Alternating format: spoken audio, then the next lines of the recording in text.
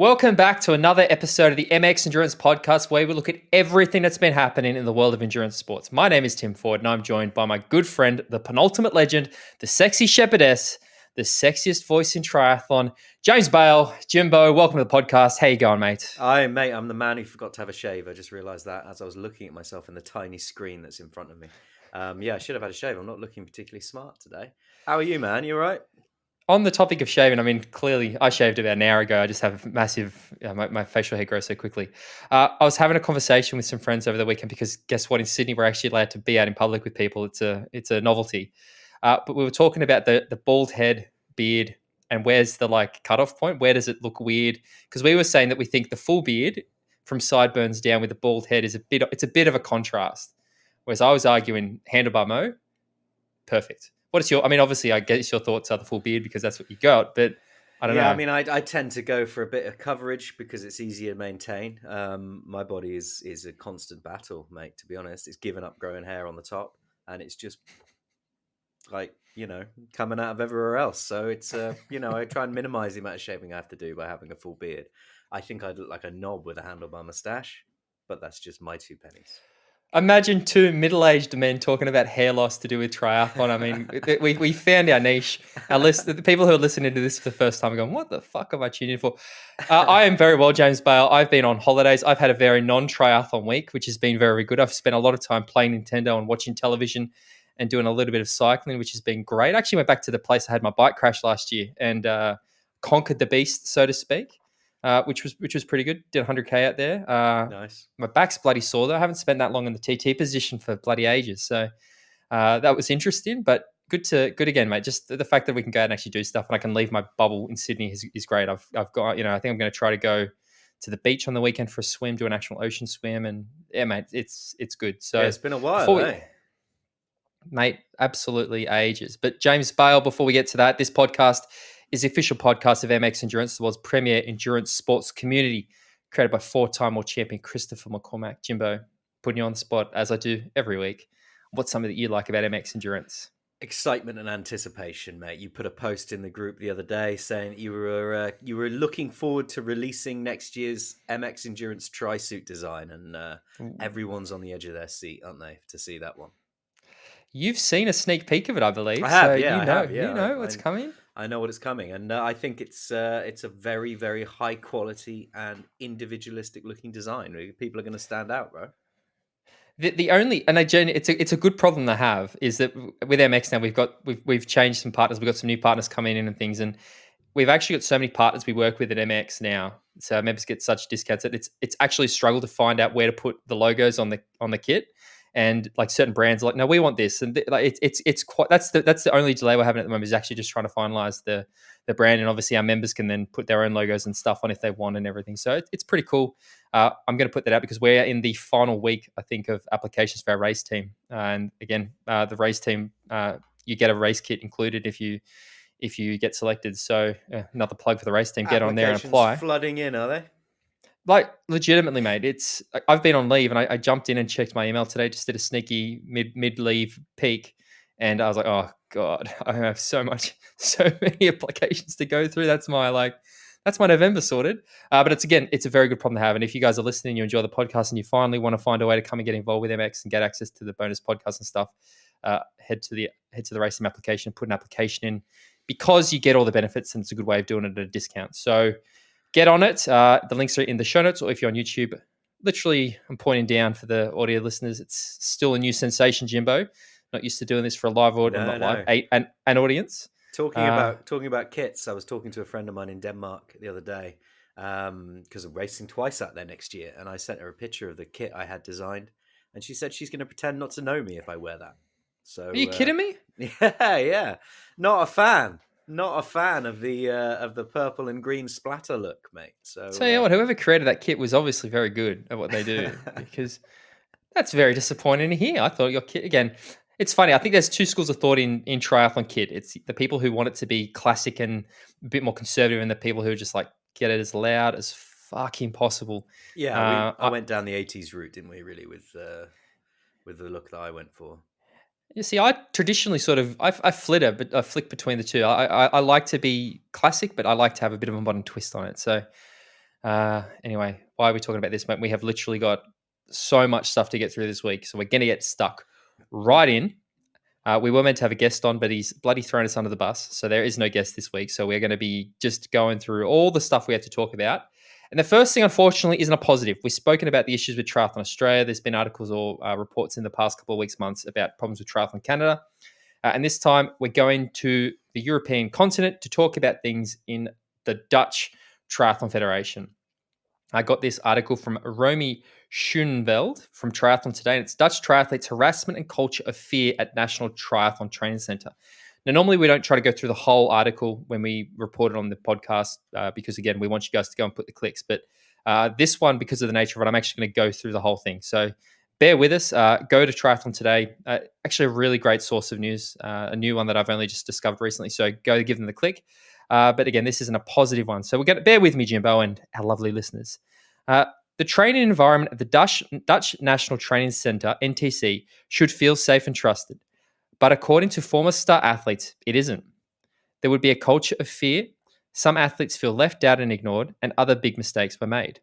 That's what athletes declared anonymously, still afraid of the consequences it might have for their career, to the Dutch triathlon news website 3athlon.nl. In 2 years' time, 3athlon.nl mentions to have received many complaints about the NTC, which is situated in Sittard, the Netherlands. Angry, disappointed, broken, and worried athletes, and in some cases, emotional parents shared their stories. Things are really off at the NTC, was said. Independently, many athletes and their families told their stories. If they know it's me who told this, I wouldn't be selected for races anymore, said one athlete. It's usually former athletes who are no longer connected to the NTC who dare to share their experience, but even the ambitious and successful athletes of today confirm they recognize themselves in these stories. As it said, if I tell my name, my career in triathlon, I can forget my career in triathlon. There is a culture of fear at the NTC where dissent is not tolerated, where we are trained until we break, and where there is no attention for the individual needs of athletes. There is a small group of athletes that get extra attention from coaches and trainers. It's all about them, and the others don't matter. Other athletes, in some cases a little less successful, who may not yet have performed at the highest level, are bullied and ignored.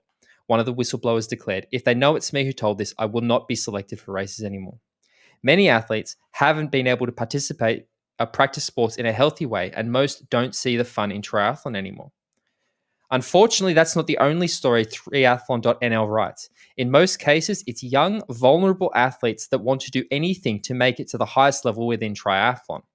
For them, it can be hard to realize that the world is tough and that only a few will make it. But that's not what the problem is, the athletes state. The human aspect is completely missing at the NTC. Top level sports need a personal touch, but most athletes here just get the same training programs, even if it's way too hard for them. You can see how it breaks them. They get tired, injured, but still need to follow the program. It's not a coincidence that so many athletes have left the NTC injured in the last couple of years. They all have physical issues. Most of them haven't been able to practice sports in a normal and healthy way for a long time. Most of them don't see the fun in triathlon anymore. Currently, the NTC is under investigation by an external party. This investigation would have been recommended by the National Centre for Sport Safety, Centre and Vale Sports, or the CVSN, after they received some alarming reports. The Dutch Triathlon Federation, NTB, has confirmed the investigation, and the outcomes are expected around mid-October. What the Dutch Federation has said. Although the investigation is separate from the article written on triathlon.nl, the NTB shared the following statements. As the NTB, we find it worrying to read these stories from athletes and their parents. Of course, as a responsible federation, we take such reports very serious. Because these stories reached us through the Athlete Commission in the beginning of this year, we decided together with CVSN and NOC-NSF, the National Olympic Committee, to start an independent and objective investigation by external research firm who specialize in integrity. Soon, this firm will share their findings and the experiences of different people, from current and old athletes, as well as the staff members from inside the NTC. We will look at these results again and see how we can improve towards Paris and a Los Angeles Olympics. Jimbo, that was a long one. Thank you, everybody, for bearing with me. But there's a lot of stuff to unpack here. What do you reckon?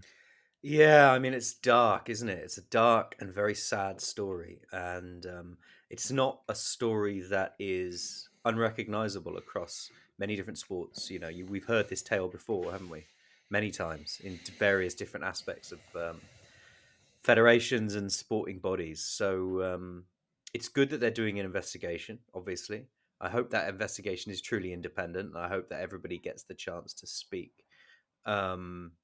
it's just very, very sad, isn't it? That, you know, there seems to be a disconnect between a top-down sort of authoritarian model, if you listen to the story as it's told here, the top-down authoritarian model, and how best to get the best out of an individual, as opposed to Mhm. just a broad brush approach. What are your thoughts? I think the fact that it's current athletes who are speaking out when they are so scared of the potential consequences. I mean, what we saw in Australia, the people being vocal at the moment are former athletes who don't necessarily have as much skin in the game. That's probably the most concerning thing for me is that these are athletes in it right now who want change because it's directly impacting them. The thing I hate to hear is that there's athletes who are obviously at a very, very high level who are saying that they've actually lost interest in the sport because of this. Like that to Mm. me, this is a rampant problem in age group triathlon. I think a lot of the reason why there's such a high attrition rate in triathlon is because people take it too serious, they push too hard, and they burn out. Which again, I understand is probably more professionals are more susceptible to it. But I would also hope that high performance centers have the systems in place to prevent that from happening. So hearing that there are athletes who have lost the fun of the sport, who could potentially be, the next Jan Frodeno or the next Lucy Charles, that's worrying.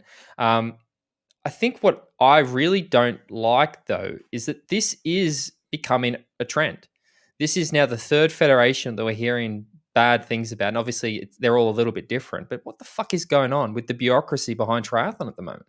Mm. What is happening in this sport where we've got three of the biggest federations in triathlon, and there's all bullshit happening behind the scenes. Like, and if these are the only ones we know about, is this a bigger problem? Is this? I mean, if I even think about it, Taylor Spivey when she was on had some pretty nasty, or not nasty, pretty honest things to say about USA triathlon. Like, there just seems to be something that I mean I don't know enough about it, but something's not right. As the sport grows, you get the input financial side of it becomes more important. The opportunity for medals at the Olympics has a big bearing on investment and funding that federations are going to get, and therefore performances become more and more sought after. Not that they weren't before. Um, you'll find this across the board. If you look at what happened in the investigations that happened within the medal factory at British Cycling in the last few years, looking at coaches and attitudes and how some athletes were singled out and some athletes were given sort of a favorite status while others were neglected.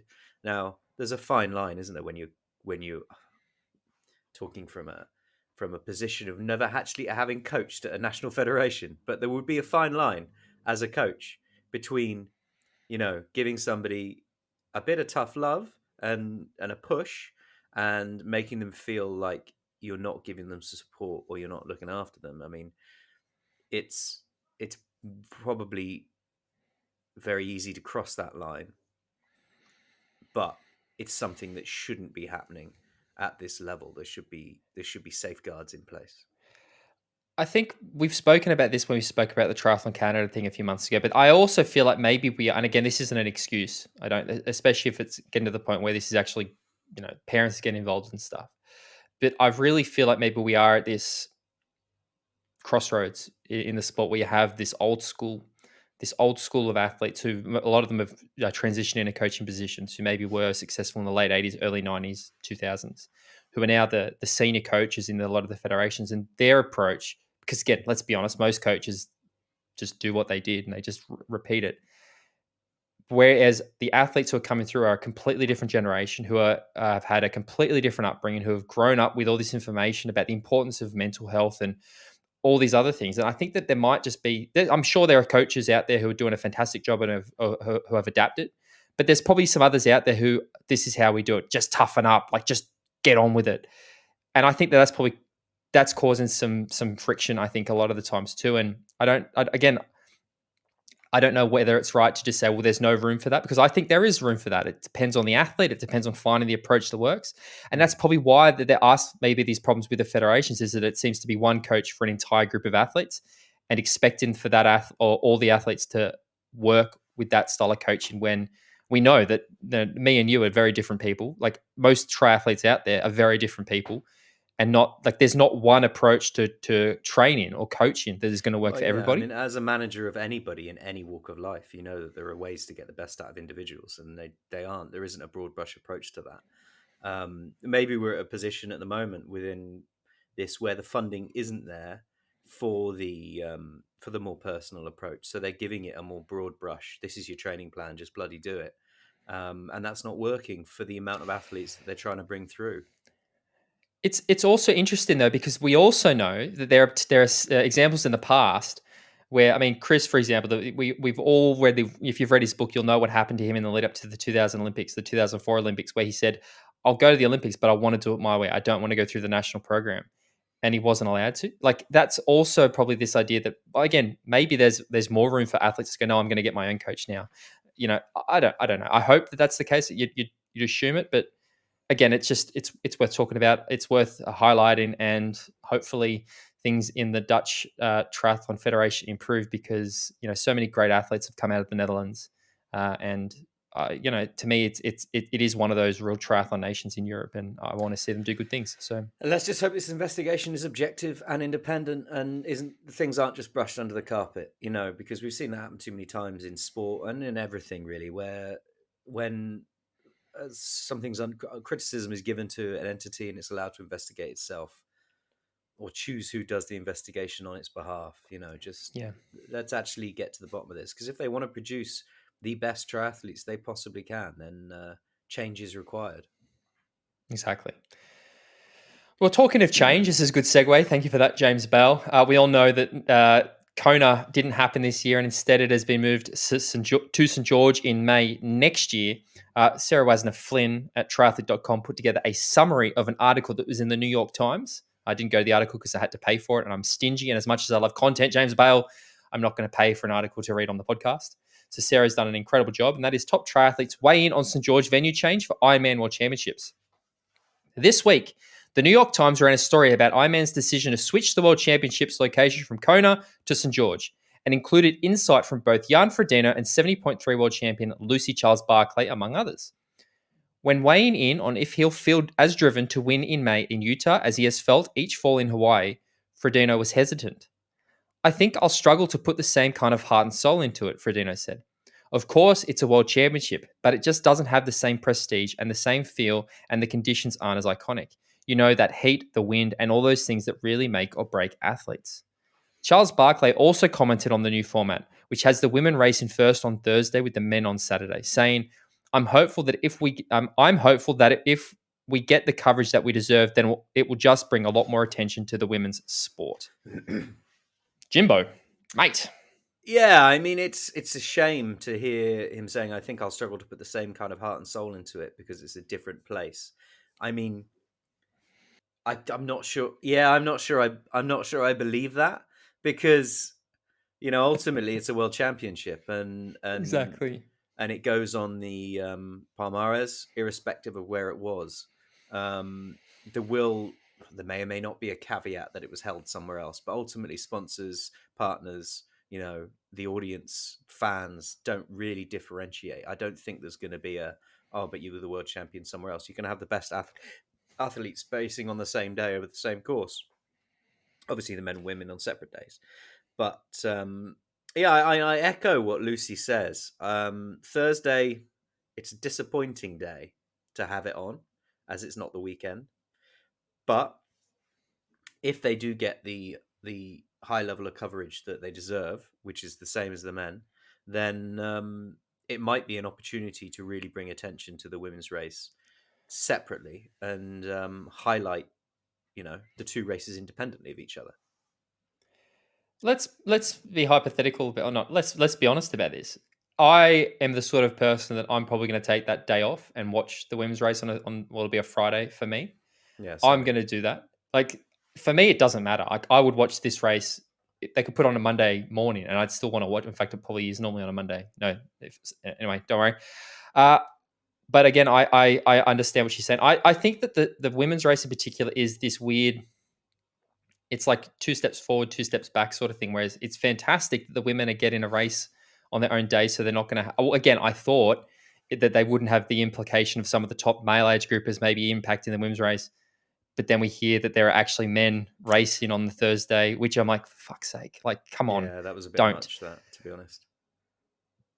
But I still think that's what I mean. I still think it's a positive that the women get the professional women get to race on their own without the men on the same day.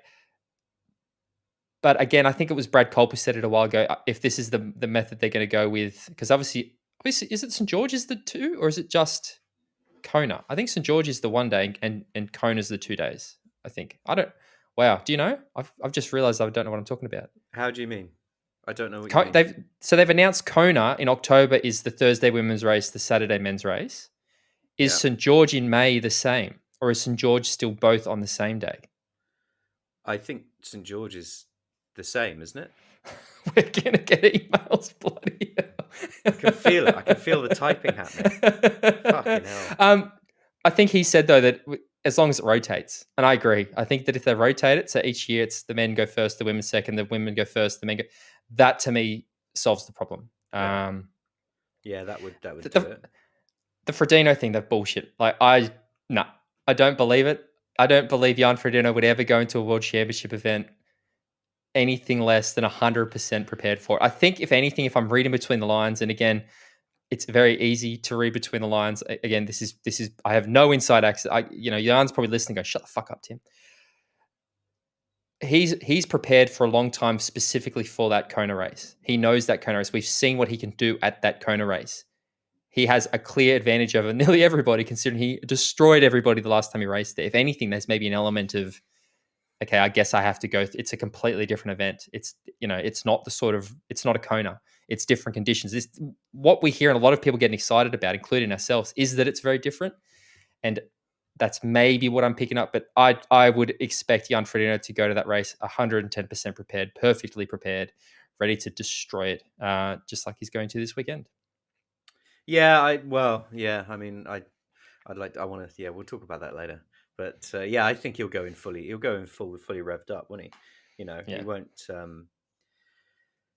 Yes, he's sly. He's sly, mate. Jan Frodeno, he's sly. Like I think I realize more and more that he does like to play the mental games a little bit. Like he's a legend. He's so fantastic. But yeah, I'm always like, I'm a little bit more like, what's the purpose of this sort of thing now? And I love it. I love that there are the mind games happening a little bit. So yeah, I agree. I'm just looking at the event schedule for May to make sure that we've got it right. Cover our asses, because we're going to get people going, well, actually, did you know that it's, I don't know. Anyway, I'll keep going on, mate. You can chime in at what point when you've realized what's going on, because the next article comes again from Triathlon Today, and that is the news that Vincent Louis, or Vincent, or however you choose to pronounce it, Vincent Louis, looks to compete at the 70.3 World Championships in 2022.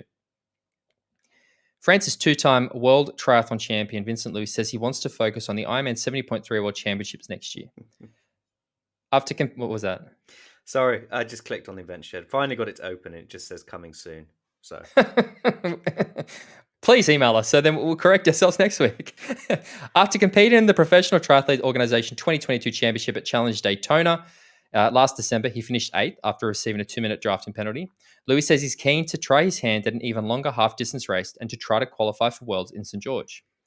I did not really have it in my mind to qualify for the 70.3 World Championships, and then I watched St. George, he says. Gustav did really well. Christian unfortunately had a flat, but I think he was going to also be on the podium. So yes, it gave me some inspiration. I'm going to race for the win, or at least the podium, and I hope there'll be a qualifying slot. If I can secure it earlier, I'll go for it. Louis is taking things so seriously that he traveled to Morgan Hill, California to do wind tunnel testing with his sponsor Specialized to dial in his error position. He said, I want to optimize everything. In the wind tunnel, we noticed a few things. My front end is really narrow, so for comfort, we're getting my elbows just a little wider, maybe 1 or 2 centimeters. We lowered my saddle a bit too to avoid any glute issues. We tested different helmets. We tested different little tricks that work or didn't work. But the thing that we learned the most is I have to spend time on my TT bike, and that's exactly what I'm going to do. I also need to dial in my nutrition and hydration for the next few weeks. It's going to be all about making sure I can handle the distance, but also that my body can sustain the energy and power if I want to race at 100%. It's not clear where Louis will try to make his 70.3 debut, but he does say that he'll be looking for a flat, fast course. He's also looking to focus on next year's World Triathlon Championship Series and the Super League Triathlon Championship Series before setting his sights on the 70.3 Worlds in St. George. He's also hoping to compete for France at the 2024 Olympics in Paris. For now, though, his sights are set on going longer in 2022. I really want to make sure I prepare and I'm ready for 70.3 Worlds, he said. Jimbo, this is exciting. It is exciting, and I mean, he's going to go race Bahrain, isn't he? I am pleased that he's putting all the work in on the wind tunnel and on his TT bike, because if you look at it, when we remember he raced in Daytona, he did look a little bit out of sorts on that TT bike, didn't he? You know, he was shifting around all over the place. He just didn't look. You know, when you watch him ride a road bike in Super League or in the WTCS, he just looks like a motorbike. He looks like a fucking powerhouse. But on that TT bike, he didn't look his normal self. So it'd be good to see him put that work in. And he's riding the Specialized Venge, which, you know, only the best do. Oh, fuck me. I was thinking about something when you were speaking there, though. So, you know, one of the things we do on this podcast, one of the parts of MX is we have a post with all the like MX isms where we've got funny words or terms for things like chucking a Lionel or what do Yeah. we got? We got a Frodissimo and stuff. I was just thinking we should call it a Zafires, where you look absolutely awful on a TT bike, like she did at the Collins Cup, because she literally was like, her first or second ride on her TT bike was at the Collins Cup, and you could tell. Yeah, I'm glad to see that Louis will not be doing as a Fires. Hopefully, when he makes his proper 70.3 debut, that he'll put in the work to get that really TT position. I mean, have you seen the footage? Have you seen the stuff of him in the wind tunnel? He looks good. I haven't. No, I haven't. But if he Are you a looks fan good, of triathlon? What are you doing? What do you mean? What the fuck? I'm insulted that you. I was like refreshing. I knew it was coming. I was constantly checking, mate. Come on, what are you yeah, doing? I mean, I'm not surprised. Haven't you got a live webcam straight into your bedroom, into most wind tunnels around the world? Shh, don't say that. That's between you and me, mate. What we talk about off air doesn't have to come onto the podcast. Yes, wind tunnels. That's what they show. Yeah, I mean, he's banging, isn't he? We've got a lot of this happening at the moment. A lot of these very powerful short course athletes stepping up to 70.3 distance, and it's really cool to see people marrying the journeys and marrying the distances, because Paris isn't far away, but he's No, taking a year to do some 70.3 work whilst also racing Super League, while also racing WTCS, and then coming back into setting his sights on Paris, which is 2024. So, you know, I love seeing that. I love seeing. I same. think the distances complement each other. The strength complement each other. You don't have to be a Super League athlete and not be able to race a 70.3. You know, the fact that he referenced Christian and Gustav too, like I almost call this the Norwegian effect a bit, because I think Christian and Gustav have shown the ability for athletes, especially at that 70.3 Olympic distance, to be really versatile. I mean, Ben Canute has been doing it. I say the Norwegians, Ben's been doing it for a long time too. But the success we've seen Christian and Gustav have, I think, is really making a lot of these athletes who are traditionally just short course athletes going, oh yeah, I might do a 70.3. Oh, that looks cool. Like let's give it a go. And we also know that we've just come out of Olympic cycle. We're about to go into a new one. This is where you'll start to see some people shift from purely short course, probably to purely long course, or start dabbling. And mate, I love it. I am 100% here for it. This is the shit that I fucking love. I love it when you start to see these athletes who are just like wild cards, like Gustav racing this weekend's Ironman. I don't care if he completely blows up. The excitement that I'm feeling about the race, which we'll talk about, because it's this unknown quality, like it could go either way, and you don't know. And that's whereas again, when you just have the same people racing, which again, it's not bad, but it's a bit like, yep, this will be good. I'm looking forward. Like the tri battle, I was looking forward to it, but I wasn't as excited as I am about something like this weekend's Sacramento race, because there's just this unknown element, and that's what I like about people like Vincent Louis and Henry Schumann and potentially, I don't know, like a Hayden Wild starting to race some of those 70.3s. I'm like, yeah, this is Do you cool. want an opinion you're going to disagree with? Hit me with it. My head is telling me that Vince Louis is not going to be very good at the 70.3 distance.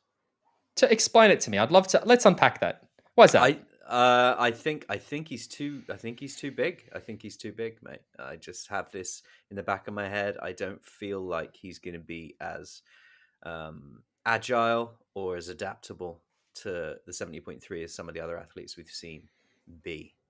And I think Interesting. if you look at where his strengths lie, he's very strong Super League. He's very strong over the sprint distance.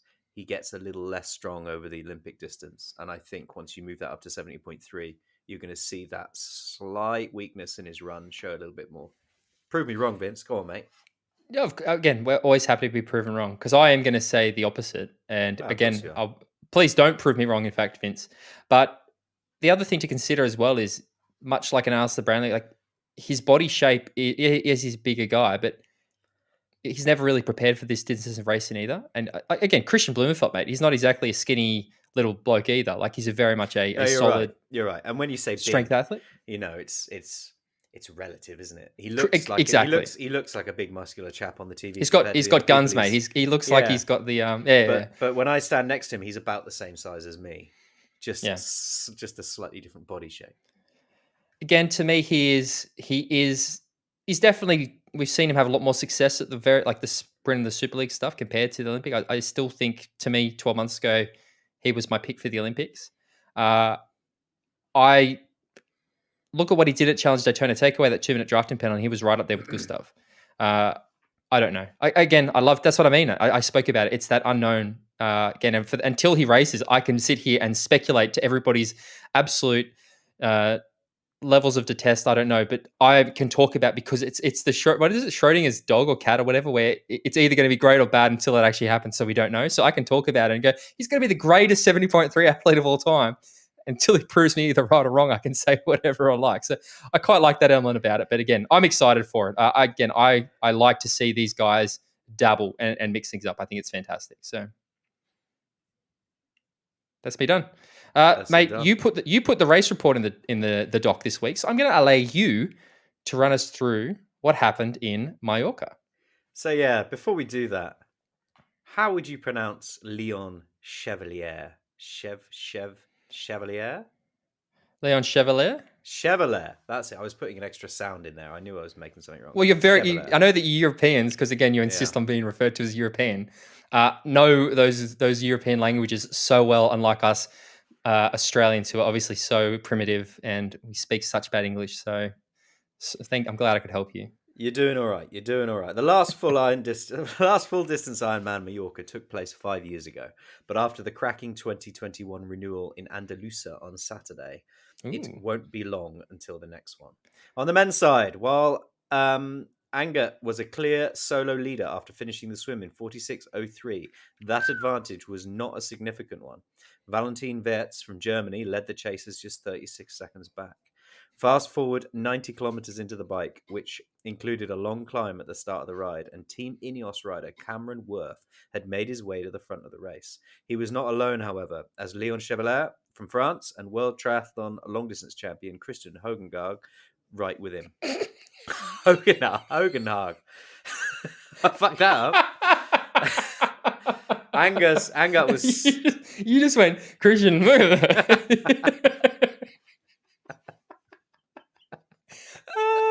Angut was so good. Angut was solo in fourth place at this stage, 2.5 minutes behind, with a small chase group of William Menison from France, Dylan Magnian from France, and Boris Stein from Germany. 5 minutes behind the leaders. Adam Bowden was 10 minutes back in a huge group alongside Smales and Laundry. The leading trio continued to extend their advantage over the second half of the bike. They arrived in T2 in close order. Frenchman Chevalier got onto the... Fuck off! Oh man, you've done me. Right. Sorry. Frenchman Chevalier got onto the run course a few seconds ahead of Worth with Hogenhaug and stayed there for the next 42 minutes. Stop it! He built a lead. We're so bad at this. We're such a professional podcast. Oh my god. Stop blowing. Right. He built a lead of approaching 5 minutes over Worth by the 25-kilometer point, but the race was far from over. Anger was matching the pace to almost the second, and then on the final 10 kilometers, the German started to gain, and Chevalier was starting to enter hang-on mode. Entering the final mile, he had to stop briefly to grab a drink, and with Anger now seconds behind rather than minutes behind, would it be critical? He held on, having won the Emberman full distance in France in August. Shortly after his third place at Ironman UK, the welcome sight at the finish line arrived just in time. I was on empty, he said. I couldn't even see anything in those final stages, adding that he was glad it was over. Anger took second, very happy with his Kona slot, while Worth held on for a strong third. So in the men's, you had Leon Chevalier from France in 7:57.03, Florian Anger from Germany in 7:57.59, and Cameron Worth in Australia 8:04.03. Good to see Do you want Worth me to go racing through? again, mate.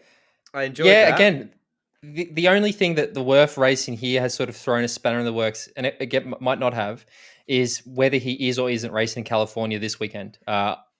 Again, if it was anybody but Cameron Worth or Lionel Sanders, I would probably say no.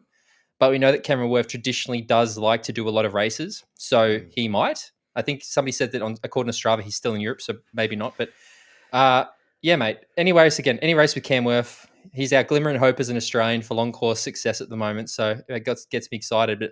But the fact that he had those guys with him on the bike speaks volumes of how well they must have ridden as well, because we all know that Cam Worth is the dominant cycling force in the sport at the moment. So Yeah, uh, indeed. And Leon Chevalier did really well holding on at the end there, because if he started to lose his vision, then you know the border was closing in around his eyesight. Then good on him for holding on to that victory, because it was doesn't hard Ironman fought. sound fun?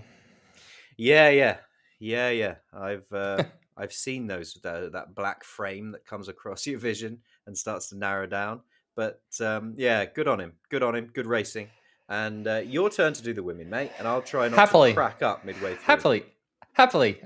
You may have worked out why I Yeah. strategically got you to read that part. Uh, pro women. Fenella Langridge led the way in the swim alongside Olympic silver medalist Lisa Norden, a multiple Swedish national cycling champion. Norden is one of the best riders in the sport, and she used that skill to reach T2 alone. While she would start the run with a 4-minute lead, Ruth Astor, had actually Ruth closed the Astor. gap, setting the fastest bike split of the day with a 4:51.44. Bloody hell, that brought her into T2 alongside Macaulay. Could the American win again 5 years after the last Ironman Mallorca? Norden and Astle ran practically second for second over the first 10 kilometers, but it was all change over the second quarter of the run as the 4-minute gap was reduced to just a minute. Norden was starting to fade while Astle was in a metronome mode. The only problem, Matthew in third and Leopold in fourth were both running faster. It took 26 kilometers for the Brit to catch Norden, only to have the French athlete little more than a minute back and closing fast. There was plenty of racing left in this one. Mathieu would pass Norden and continued closing on the lead, but Astle never faltered. Her advantage got to as little as 30 seconds, but she hung on for a famous victory.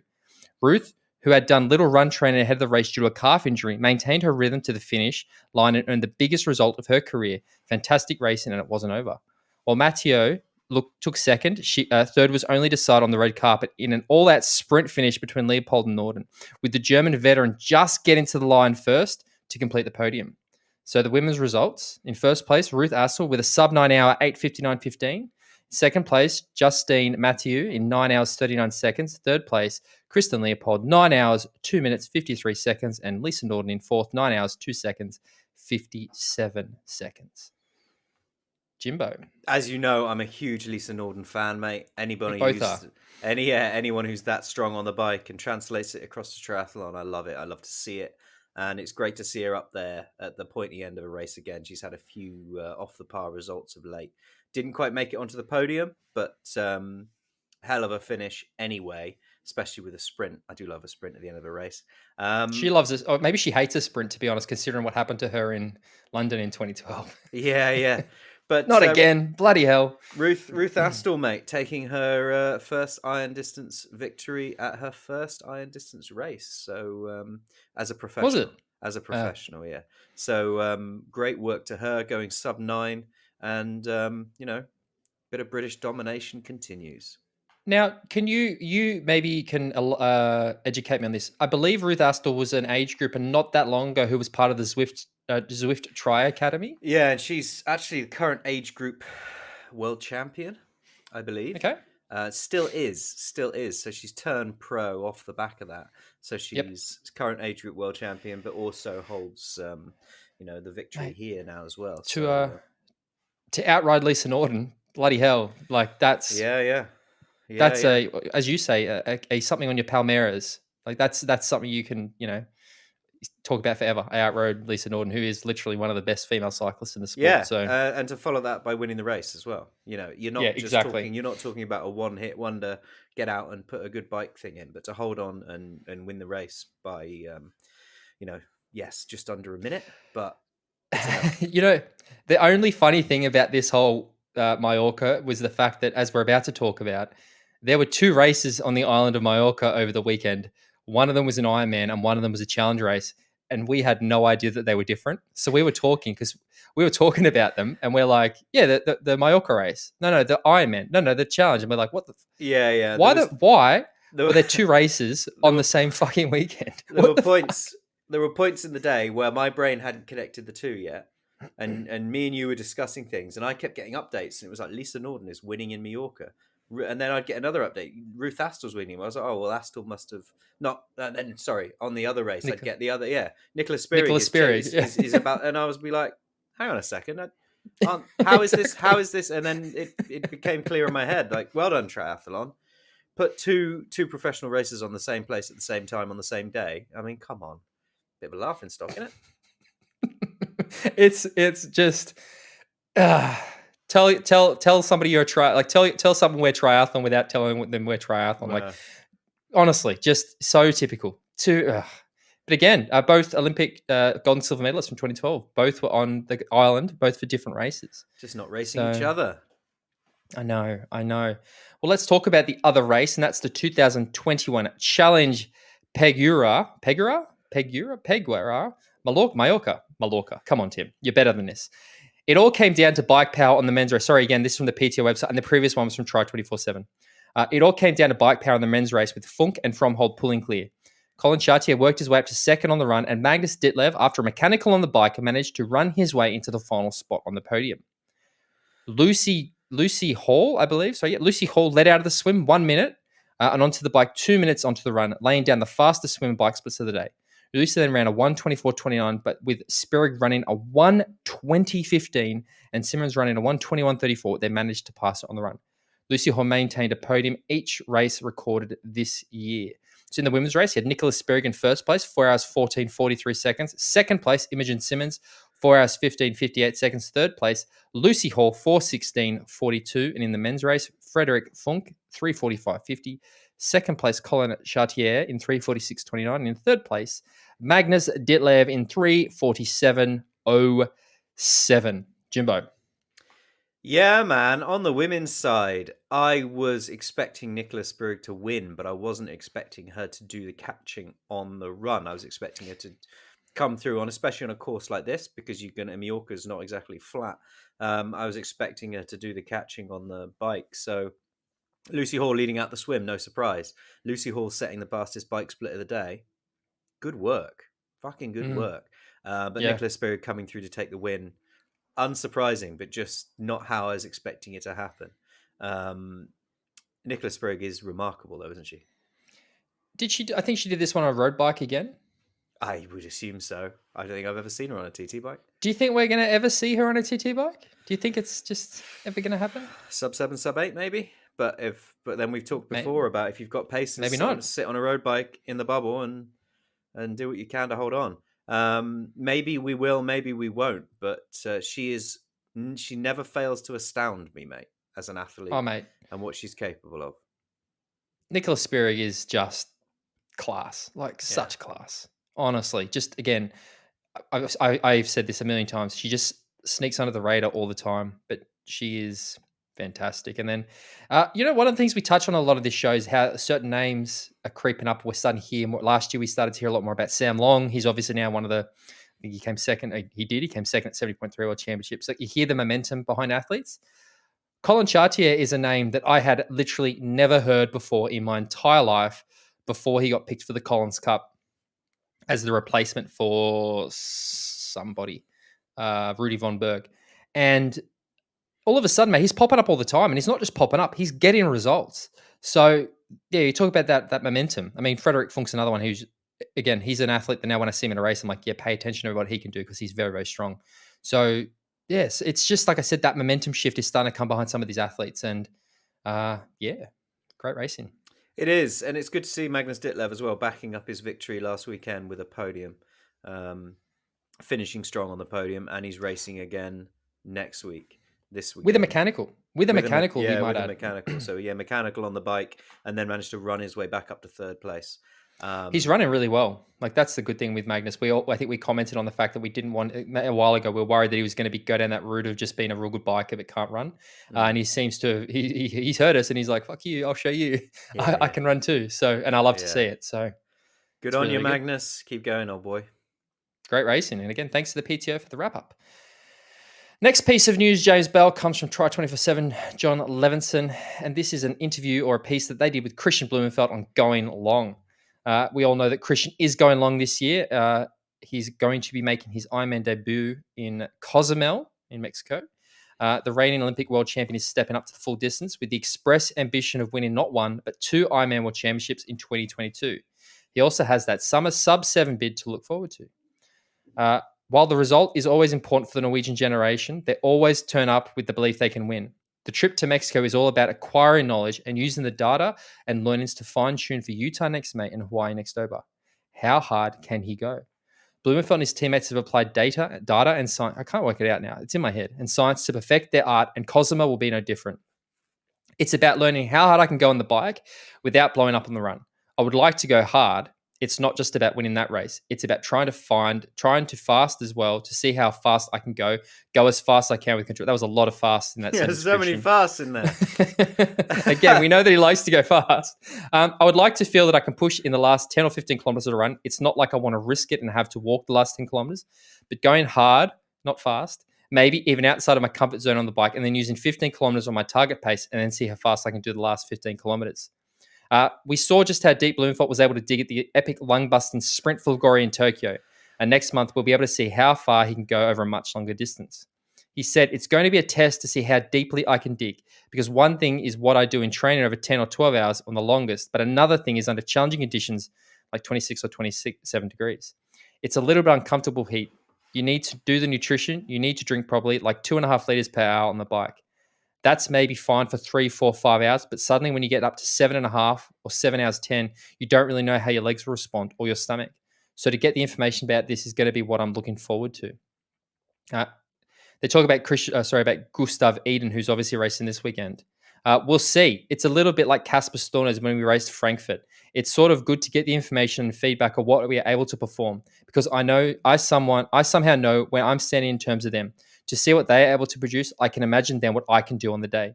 If he's going with Jan and suddenly just blows up badly after 10 kilometers, maybe I will be a little bit more careful in Cozumel. If he's hanging on with Jan and maybe beating him, then I will try to go at least go the same time. Love it. I Love really it. I like how the Norwegians use each other as little tester bunnies out there, doing all. We'll see Gustav's going to do this in this race, and we'll see whether that works. I'm going to do this in this race. We'll see if this works.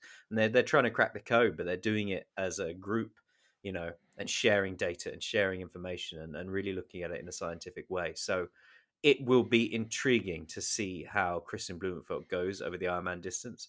Is he going to be the next great Ironman athlete? Who knows? Gustav Iden might be.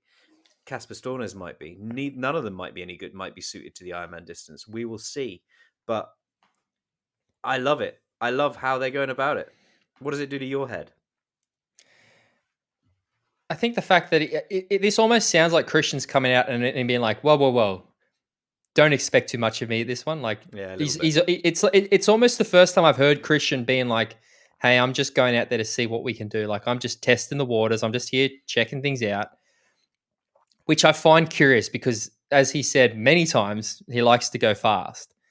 We've seen him have a lot of success with that. It does show me as well that just how different beast Ironman is compared to all the other distances that athletes race. Like Ironman is something completely different, and it sounds like as much as people have been like, how dare they say they're going to try to win Kona, they seem to at least be paying the distance the respect it deserves by not just going, I'm just going to come here and smash it. No, we need to learn this. We need to understand how to. We think we can do it. We think based on the data that we have, we can do this. But we need to make sure that we can, so that then when it matters next year at the World Championships, that's when we'll be able to put the goods together. So yeah, because it's not like he's having to qualify, is it? So we can just go out and use this race as a test bed to see, like he says, think about hydration, how many liters per hour you can drink, and what that happens to you when you do that. Because as much as you can sit in a lab and test yourself and test your blood or whatever you do, your VO2 max and how much you can hold here, there, and everywhere.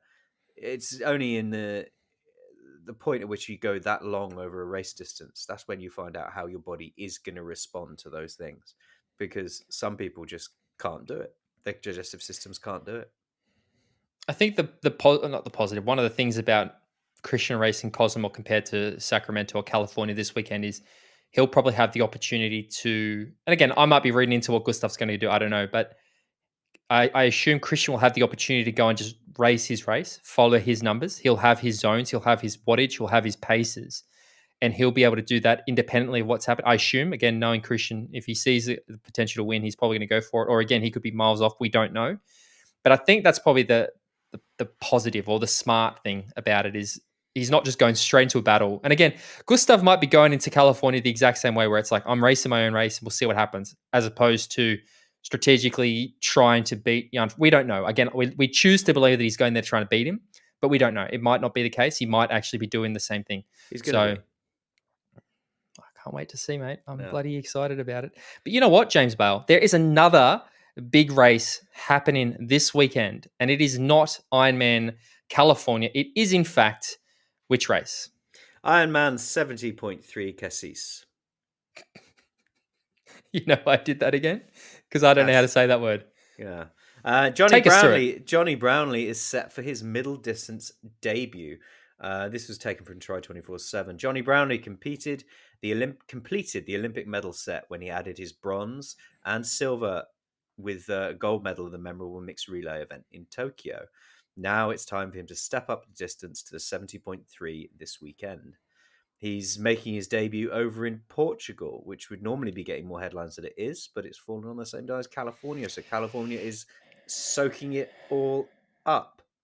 It's a big start list, isn't it? It is. In terms of other people racing, you've got Magnus Ditlev, Castor Stormes, Jan Stratman, Sam Laidlow, Barton Arts, Filippo Avezedo.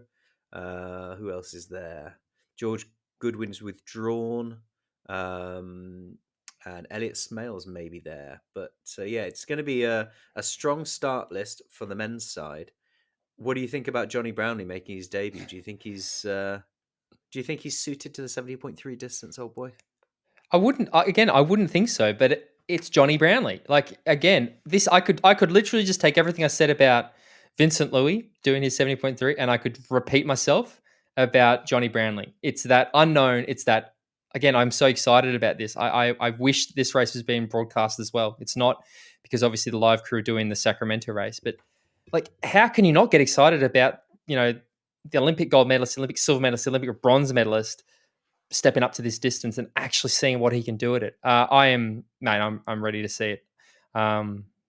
Just want to make sure he's actually making his debut, because otherwise I'm going to get like 50,000 fucking tweets and private messages telling me, actually, he raced in Luxembourg in 2018. Yeah. He once did a 70.3 before he turned pro. Fuck off. Did he do Daytona? Yes, he did. But this is how'd he go? I can't remember. But yeah, that probably answers the question. Yeah. And on the women's side, we have Nikki Bartlett as the top-ranked athlete. Go, Nikki! Come on, Nikki! Yeah, Lucy Hall is also racing again. Wow. India Lee, Kimberly Morrison, Julie Derren, accompanied by sister Nina Derren. And so, yeah, we've got a strong female start list as well. Prize money's not very deep, as you can imagine, on the Ironman front. So it's $4,000 for the winner, down to $750. Look out. Yeah, look out, Look out. Have some people retiring off that. So, yeah, pay attention to that race this weekend whilst you're monitoring California, which is the big one. Again, just another one of those athletes stepping up to that distance that it's a good thing for the sport. So let's see, because we could suddenly see those Bradley brothers together at a 70.3 just scream and abuse at people on the bike course. You love to see it. You love to see it.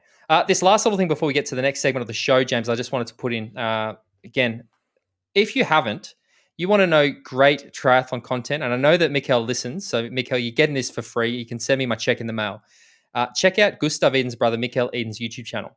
It is honestly, I think, the best triathlon YouTube channel out there at the moment. He does one video that was the days around Gustav winning Ironman Nice World Championships in 2019, and it is fantastic. Again, I'm lucky that I can understand a fair bit in Norwegian, so it's English and Norwegian, but there's subtitles. But the reason I brought this up is because Triathlon Today have obviously referred to a video that they did together. It's Gustav Iden says California decides next year. In a video posted to his brother's YouTube channel, Ironman 70.3 world champion Gustav Iden says he'll figure out whether or not he'll be aiming to compete in Kona based on how things go at California this weekend. The video follows Eden through a series of workouts while the Norwegian is training in Flagstaff, Arizona at altitude.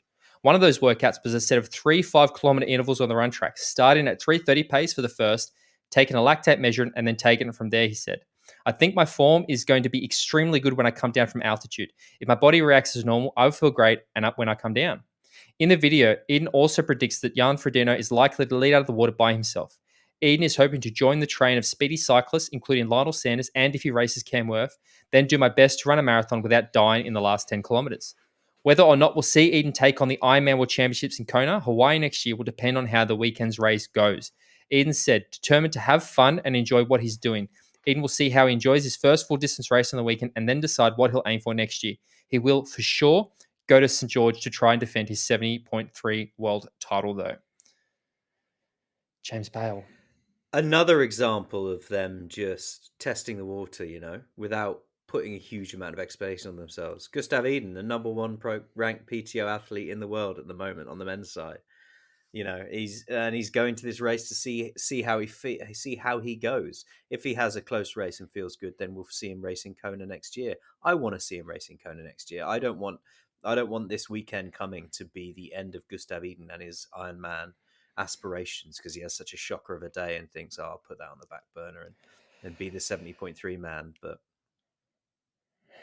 well, do you know what? We should continue this conversation as we move into the next part of the show. So, James Bale, what's the next part of the show? Welcome to the down low on the PTO.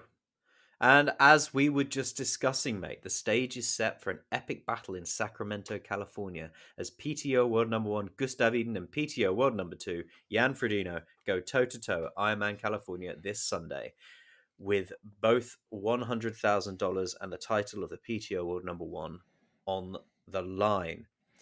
With Sacramento being one of the last races of the season, both Iden and Frodeno are on the start line, looking to secure the PTO World I'm in your head. spot. You are, yeah. I'm in your head. Frodeno finds himself in unfamiliar territory, given that he's occupied PTO World Number 1 place every year since the rankings were established. While he's currently ranked PTO World Number 2, he's well positioned to continue his reign as PTO World Number 1, with a strong performance in Sacramento. However, new young gun Gustav Iden, his victorious Collins Cup European teammate, threatens to disrupt proceedings. Frodeno noted himself in a recent interview at the Collins Cup, I feel like a guy trying to keep the door shut while everyone is looking to push it open. So yeah, they shared victory at the Collins Cup, and this weekend it's going to be basically the decider between who finishes the year as PTO World Number 1 and who finishes the year as PTO World Number 2. What are your thoughts before we get into some quotes from others? Again, I could talk about this race ad nauseum. I could just go on. I could do another whole hour about this race and how excited I am for it for so many reasons. And that is, firstly, I just find the concept so bizarre that the world number 1 is going into a race as an underdog. I love it. And I think the PT have done some really good content this week about when is the world number 1 the underdog? When Jan Frodeno's world number 2. And I'm like, that's very, very good. There really is a lot of discussion around the PTO rankings and the system and whether it's fair or right or wrong or all that stuff. And I want to remove that stuff to one side because I think we discussed that a lot last week. And I want to talk about the positive impact of the rankings using this race as an example. As this is said, if we actually look at Ironman California, it's not a championship race. It's not anything. It's just an Ironman. But the drama, apart from just Gustav versus Jan, the jeopardy, bring that word back, of the ranking and that $100,000 prize gives this race another layer that otherwise it would be lacking. And I think that's the positive of the ranking system. Again, whether it's perfect, I don't think it is, but you can't help but look at what's happening here and go, it's definitely doing positives for the sport, at least for the fans, and I guess for the athletes who both want to get that world number one spot for that $100,000 prize. Like, that's a good thing, I think. Yeah, you're quite right. And with the absence of Kona this year at the end of the year, and something for us to really anchor the end of the year on, this has forced Ironman California and Sacramento to be that race, because you've got two people competing for the number one spot, yes, but the effects of this race on the rankings go deeper than that, because you've got other athletes who are fighting for, their step up and their slice of the cake as well. So the rankings have done that. If Kona was moved and there was no PTO ranking system in place, then would Ironman Sacramento, California be as important as it is now? Because on the men's side, it's going to have some serious, serious implications. Gustav Iden said, so even when I'm kind of adapted to the altitude, not struggle, but the pace is always quite lower. What does that mean, Gustav? So if my body feels normal, I'll feel great coming down, and I'm looking forward to it. I think Jan will swim alone at the front. I haven't been swimming my greatest lately, so yeah, I think I'll be alone for quite some time, and I'll join the train with Sanders, Worth, Steffingson, and maybe some others, Svenningson, and maybe some others. And then I'll do my best to run a marathon without dying in the last 10K, but I think it's going to be extremely difficult to beat Jan. But I think I have a chance, but that chance is, very small. But a podium is within reach. If I don't do anything majorly wrong, the race is likely to open for me because I've never done anything like it before. The half Ironmans I've done, I've not been challenged that much in the end of the run. I don't feel tired when I finish most of my half Ironmans because I haven't been pressured that much. So I could still run quite some more, quite harder and longer. I like what Christian Blumenfeld said about it. He said he's talking himself down to me. Last time he said it was like 65% chance for Jan, 35% chance for Gustav, so 0% chance for the rest of them. I was expecting him to say like 50-50. Yeah, mate. It's interesting because nobody's talking about the rest of the field. No, Like, not in the nobody's slightest. even mentioning. Like, it's a rare occurrence that Lionel Sanders can go to a race and not be the name that everybody's talking about. And I mean, I think today we put up the question who's going to win, and everyone's like Frodo, and then Sean Green, of course, puts Lionel again. I think Lionel's going to. I'm very, very excited to see what Lionel's going to do. But the athlete that I want to talk on a little bit, and I have not really followed this guy that much, but he's another name that I'm starting to see popping up more and more, is Rasmus Svenningson. Mm-hmm. We know Dave Tilbury Davis, who coaches him, has told us to watch out for him. I've also seen a few other people being like, you should watch this guy. Like, he seems to be this potential on the cusp of actually really starting to break through. So he's another one. And the other thing I just want to talk about, though, is because, again, I love to speculate. People either love it or hate it that I do this. But what does the outcomes of this race potentially mean, do you think? We know what Gustav said, that this is basically going to determine whether he does go and race the World Championships next year. What do you think it means for Jan Frodeno? Let's say win, loss, whatever. Like, what do you see the potential being for him? Jan Frodeno wins this race outright and asserts his dominance back on the sport. Then the Jan Frodeno train rolls on into Yep. 2022, and nothing changes on that front. Jan Frodeno has a really close battle with Gustav Iden, but maintains his number one spot, but reclaims his number one spot. Then again, nothing really changes. It just is. Maybe a little bit. Maybe that gives Gustav the impetus to be like, right, fuck it, I'm really focusing on May next year. Game on. Yep. If Gustav comes along and batters Jan Frodeno, then I don't see, again, putting words in someone else's mouth is always difficult, but I don't see that Jan Frodeno is going to go, well, I'm done then, sport over. I think we would still see a very fierce and closely fought battle next year. And I don't think it would be over for Jan Frodeno quite yet. Yeah, I think I agree with everything you're saying. There's so much about this race coming up. If you're not going to track it. I think this is going to be, again, it could end up being a complete wet blanket. It could just be another Jan Frodeno domination. Gustav could absolutely get his nutrition wrong and end up walking the marathon. Yeah. there's so much that could happen here, and it's I guess in my head, I think what I know what's going to happen, and again, people who follow know that I tend to probably be a bit conservative with my picks, but I would be very happy to be proven wrong this weekend. So that's all that's really left, James Bell, for us to do. Well, I mean, Is we need to pick our podiums. yeah, I mean, what's next week's show going to start with? Lionel Sanders beats Jan Frodeno and Gustav Iden by 20 minutes in Ironman Sacramento. It could happen. Anything's Yeah. possible. That's their slogan. Ironman. Anything's possible. You go first Okay. because I'll give you that opportunity to pick your podium first. I am going to pick Jan Frodeno as the winner. I'm going to pick Gustav Iden in second, and I'm going to put Rasmus Svenningsson in third place only because I think I have nothing to base this on, but I don't know how much Lionel is going to actually want to push considering he's got those Kona slots done and he's got the races in his legs. Not to say he won't. He's an absolute fighter. He's an absolute warrior and he has no limits, but I just don't see him go into the well again when there's really nothing on the line for him. He's got his slots. He hasn't. It's just for pride. And as I said, I think he's made a lot of choices this year that make me think he's a much smarter athlete, making very smart choices. And I think that's what we'll probably see. Yeah. That's a good point, to be honest. Who do I see? I mean, I'm going to stick with what I said a while ago, just simply because I'd love to see his more heart over head. I think Gustav's going to beat Jan. Imagine. Just imagine. It'd be cool as fuck. It'd be so cool. I think Jan Frodeno is going to come second, and I'm going to put Lionel Sanders in third, rounding off the podium. And again, this is no disrespect to Jan Frodeno, but the best moments of Rocky are when Rocky's been beaten and he's coming back. Like, I kind of want to see that. And again, I don't.